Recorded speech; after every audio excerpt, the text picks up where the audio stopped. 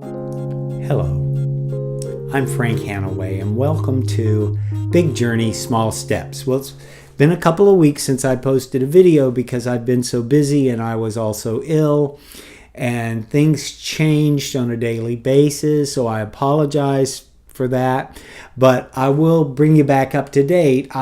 Last video I had just found a small home for my mother, 6 beds. It was just ideal, a wonderful Christian lady, and the ratio of patient to nurse was like during the day it was 2 to 6, and at night it's 1 to 6, which 1 to 6 is like the optimal ratio in an assisted living facility or a memory care facility. So I had all that out of the way, but at the same time I was making that video, they diagnosed her with pneumonia at the rehab center.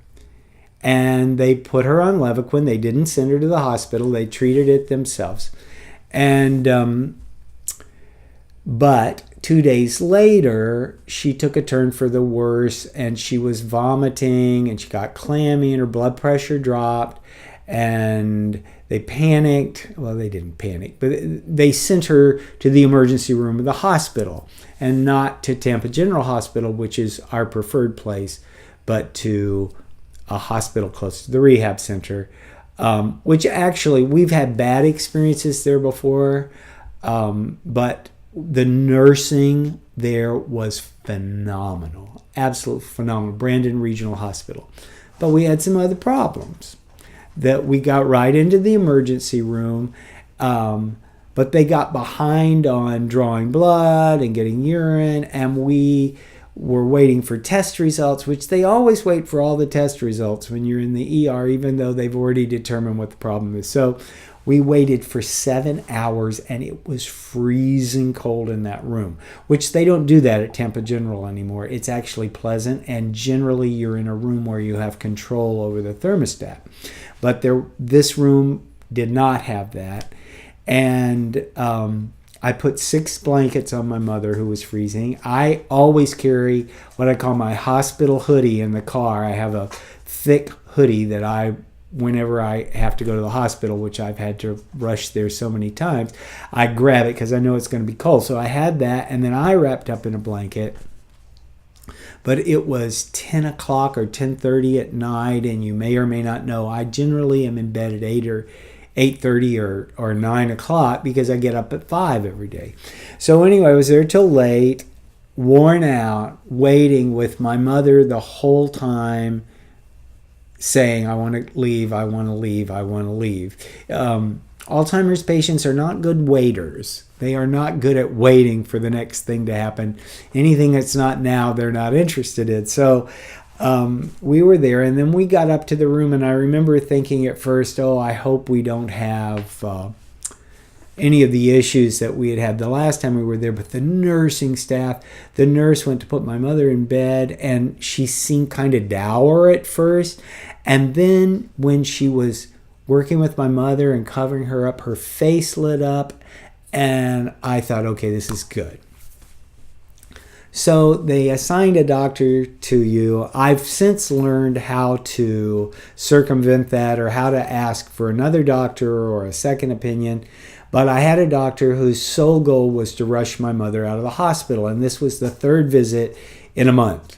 And I wanted her to stay there until she was stabilized, really. And his idea of stabilized was she wasn't in immediate danger of death. So they decided at first that she had another urinary tract infection, or the same one.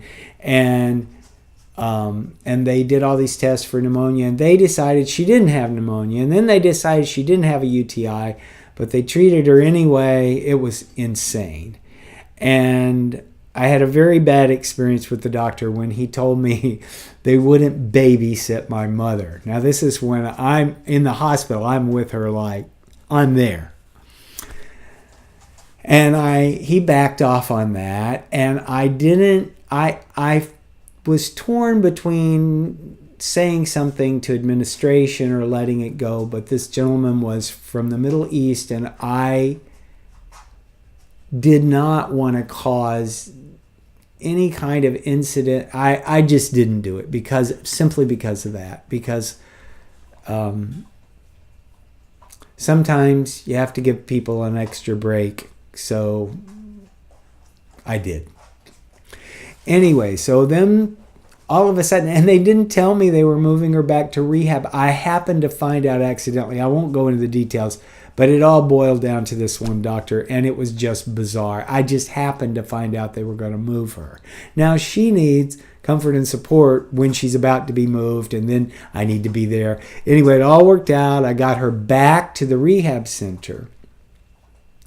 In the meanwhile, the lady who was going to take her into this 6-bed home decided my mother was too sick and she didn't have a place for her at that time. So I had talked to her and I thought, oh, I've lost the bed there, and we're back at rehab and I have no idea what's going on. Brandon Hospital has a no diaper policy, and I couldn't convince my mother to eat because she didn't want to eat because she didn't want to poop or pee in the bed, which is the way they have it set up on. And I couldn't change that for her. And honestly, when I thought about it, I don't think I could do that. I just don't know. I guess they think when she's incontinent, it'll just happen. But the way she could control it was she refused to eat. Anyway, we got her back to rehab, but now we have this problem. She's trained herself not to eat. So for the past week and a half, we've been gradually getting her appetite back, and she's still recovering from the pneumonia, which is, I'm positive that she had pneumonia, and I think she also had a urinary tract infection. I think she had the same urinary tract infection that she went in the hospital with over a month ago. So anyway, that's the way our days have been. She's actually doing very well today. And so what I didn't tell you was in the middle of that, I got sick.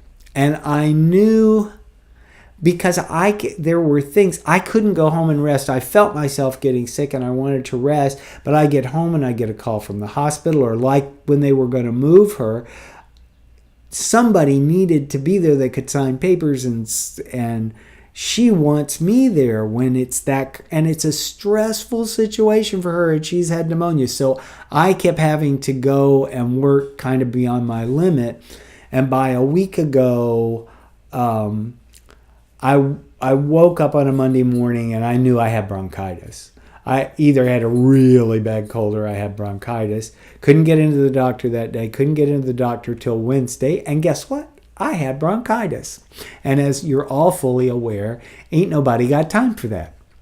So anyway, I called a dear friend of mine, David, to come down from Atlanta. And he came down and he's been helping. And as much as anything, just helping me get an opportunity to rest and recover, because I don't want to get pneumonia either. So today everything looks different. It turns out that the rehab has decided they have postponed her release date, and the goal now is to get her well enough to move her to this small facility. I had a heck of a time all weekend getting her to eat, but when I went in this morning, she had eaten her oatmeal, she had drunk a Boost, which is like Ensure, and she drank some apple juice, all on her own without any provocation, because I had so much trouble over the weekend. I'd made up my mind, I'm not pushing her anymore. It's kind of her decision. I want her to get better, but she just wants to lay in the bed and sleep. And she's had pneumonia and a UTI, and she kind of needs to do that. But you can't do that at a rehab. And when you have pneumonia, you can't lay in the bed. You have to get up, get all that stuff out. So anyway, now we're back to, I have the room again. My friend will be here a couple more days. He's going home for a little while and then come back. Everything's starting to flow again. So that's where we are. Mom has lost ground, particularly, well, physically certainly, because she can barely. You have to pick her up and put her in the wheelchair now, which has convinced me I cannot take care of her at home. though that idea keeps creeping back in from time to time. But I know it's not in her best interest, even though I would love it. I miss her here. It's so funny. I've gotten so used to her that it's kind of weird to be in this huge house all by myself. So anyway, prayers are gratefully accepted. She's going to be well taken care of. And the people at the rehab, this time when she came back to the rehab, they were so excited that she was there. They've fallen in love with her. I have close relationships with the people that take care of her. And so for right now, today, in this moment, I can breathe a little bit easy. So thank you. Thank you for taking time with me today, sharing your time.